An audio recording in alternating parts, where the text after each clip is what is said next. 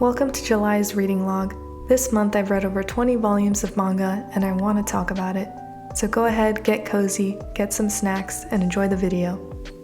This month I got to read some volumes of Twilight Princess by Akira Himekawa, which is actually a pen name used by a woman duo who have been working together since 1991. They have worked on various Zelda titles such as Four Swords, The Phantom Hourglass, Minish Cap, etc. I don't know why, but I usually have low expectations for manga adaptations of video games, but this series is amazing. The artwork is incredible, but what is also incredible is getting to know Link's thoughts and having Link actually talk more than just a few words. In the video games, Link doesn't really talk much, so having a piece of media where he does is enough reason to pick up this manga if you're a fan of Zelda.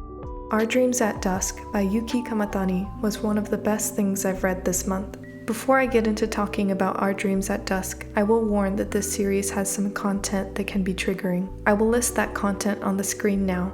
Feel free to skip ahead in the video if you need to.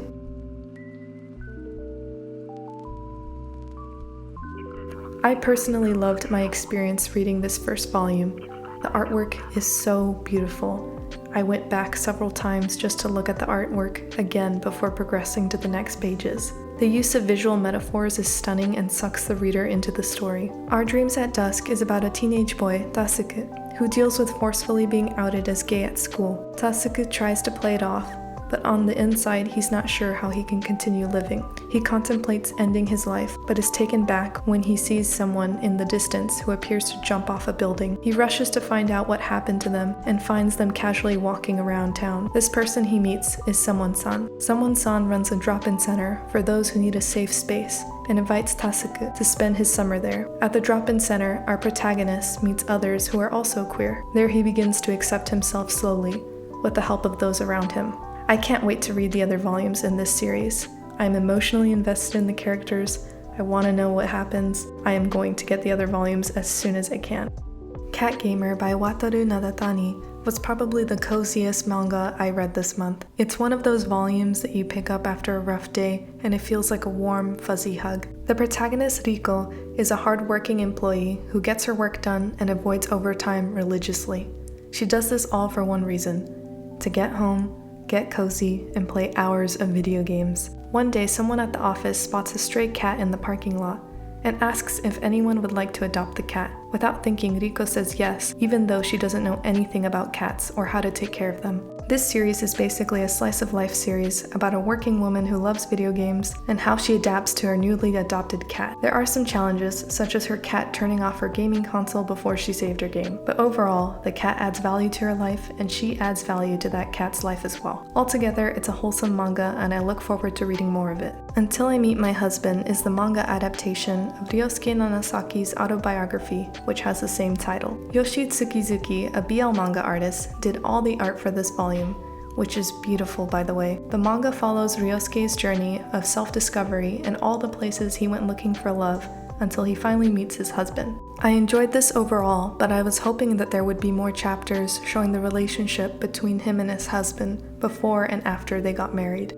I thought that it would be the main plot point, so to speak, but it was more so about the previous relationships Ryosuke had been a part of and how he had grown as a person. I would have also enjoyed more content about the wedding, like planning and logistics, etc. Ryosuke's marriage to his husband was the first religiously recognized same-sex marriage in Japan, so I was hoping there would be more backstory as to how they were able to accomplish that. I'm sure the autobiography touches on all of that and more, so I'll make sure to give it a read. I finally got to read March Comes In Like a Lion by Chika Uminu, which was great. So many people have been singing praises about this manga, and it does not disappoint. The art is beautiful and has its own unique look that's reminiscent of Chika Uminu's Honey and Clover manga. The story itself is really good. I'm invested in the characters, and I want to know what happens next. I like that in the first volume there are multiple flashbacks that slowly reveal more about the main character, Rie's life. It's engaging and makes you wonder more about where the story is heading. Rie is a talented shogi player who has lost his family and is learning what it looks like to live on without them. He spends a lot of time studying shogi and isolates himself from others, but a family of 3 sisters befriend him and invite him over for meals and holidays. They become almost like a second family who try their best to encourage him and care for him. I'm excited to read the second volume that comes out early next month. One Piece clearly doesn't need an introduction. It's one of the biggest series out there in popularity and in number of volumes. I was hesitant to start reading One Piece because of its many volumes, but also because I had never been too keen on stories about pirates. But I found out that my library had some volumes of One Piece, so I gave it a shot and read volumes 1 through 3, and I fell in love within the first few chapters. Luffy is a lovable character just a few pages in. He's determined to be the king of pirates and to get his hands on the One Piece, an elusive treasure that every pirate seems to be after. This month I also got to read Shouha Shoten. The art is done by Takeshi Obata, the same artist that did Death Note, and the story is by Ikinari Asakura. If this volume wasn't gifted to me, I would have probably never read this series. This series follows a shy high schooler, Azemichi, who loves the art of comedy. However, because he is really shy, he finds it difficult to pursue his dream of being a comedian. Azemichi then meets a classmate, Tayo, who is an outgoing former child actor, and together they decide to pursue comedy. I enjoyed this volume overall. My only critique is that I didn't find the jokes all that funny, but this volume had me cracking up out loud, not because of the stand-up material, but because of the humorous scenarios the duo find themselves in. I want to pick up the second volume of this series when I get a chance and see if the story continues to be an entertaining one. I also read volume 1 of Thus Spoke Rohan Kishibe. Rohan Kishibe is an iconic character from JoJo's Bizarre Adventure, and in this manga he becomes entangled in paranormal events while he conducts research for his future manga projects. This volume is basically a collection of short horror stories that Rohan has heard of or been near. The art is great, the stories are good, but nothing incredible. I started reading volume 2, but I haven't finished it yet, and I've enjoyed those stories far more than the stories in the first volume. I read volumes 1 through 5 of Spy Family and had an absolute blast.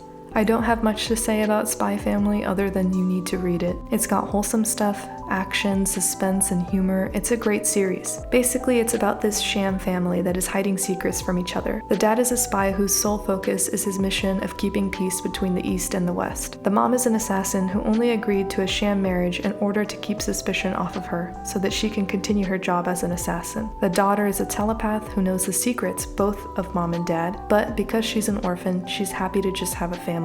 I was actually watching the anime but decided to stop because I'd rather read it first and then watch it later, and I'm glad I did that.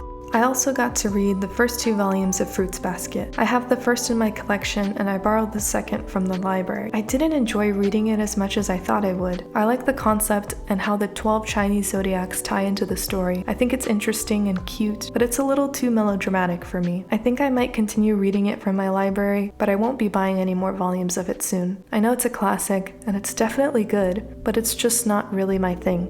If I had to pick one series as my top read of the month, it would be Witch Hat Atelier by Kamome Shirahama. She is a well-known freelance illustrator who has worked on variant covers for Marvel and DC Comics, as well as Star Wars. Her art style is amazing, and it shines in Witch Hat Atelier. This series is the best thing I've read this month because it's truly enchanting. It takes me quite a bit of time to read through each volume because I will literally just stare at the art with my mouth open. The attention to detail is amazing, from the creases in fabrics to the beautiful depictions of nature. All the little things are done with care, as well as the big things like character design, backdrops, etc. The story is fantastic. It challenges the idea that people are born with talents, or that people are destined for certain professions. The protagonist Coco is in love with magic, but she's always been told by her mother that it isn't real. But Coco holds on to that passion she has for magic. She grows up and helps her mom out with her tailoring business, where she meets Kifri, a witch who becomes her mentor/professor. There are things I'm excluding in that summary because I don't want to spoil the story, but it's definitely worth a read. If you like anything to do with witches, magic, it's right up your alley. This month I got to read volumes 1 and 2 of Usotoki Rhetoric by Ritsu Miyako. As a fan of Sherlock Holmes books and Ace Attorney video games, I was super excited to start reading this series, and now I need more. Usotoki Rhetoric follows a girl, Kanoko, who has the ability to hear lies. This ability of hers has caused her a lot of pain and isolation. She decides to leave her hometown and start fresh, where no one knows of her or her secret power. But in that new town, she bumps into a detective named Soma, who is amazed by her intuition for finding lies. She confesses to him that she actually has the power to hear lies, and instead of reacting negatively, he is impressed. He offers her a job at his detective agency, where she will be his assistant. Kanoko slowly begins to feel that her power can in fact be a good thing, and she starts to accept herself. The art is good, and the characters are likable and have distinct personalities from each other, which I really like. I plan on picking up the next volume when I get a chance. This month I also read Robo Sapiens by Toronosuke Shimada. I got this copy from my library, which by the way, you should check out what manga your library has. They could have some gems there. Robo Sapiens is depressing, but also beautiful at the same time. I'm sure that if I read this when I was 14, I would have spiraled into an existential crisis about life and consciousness. That being said, it's a great read. The art is minimal and the dialogue is sparse, but that's not a bad thing. It all fits together and creates an appropriate atmosphere for this sad but still warm story. This manga is basically a collection of short stories that interweave together. It follows the stories of humans and robots and their efforts to preserve the earth and their way of living. It challenges our concept of consciousness, memories, and identity. It's truly beautiful. I would highly recommend reading it. And that concludes July's reading log. Let me know, out of the different volumes that I've talked about today, which ones attracted you the most? Which ones would you read? Also, based off of what I've read, let me know if there's anything that I should be reading. Give me your recommendations down in the comments. Thanks so much for watching. I'm Manga Captor. I'll see you next time.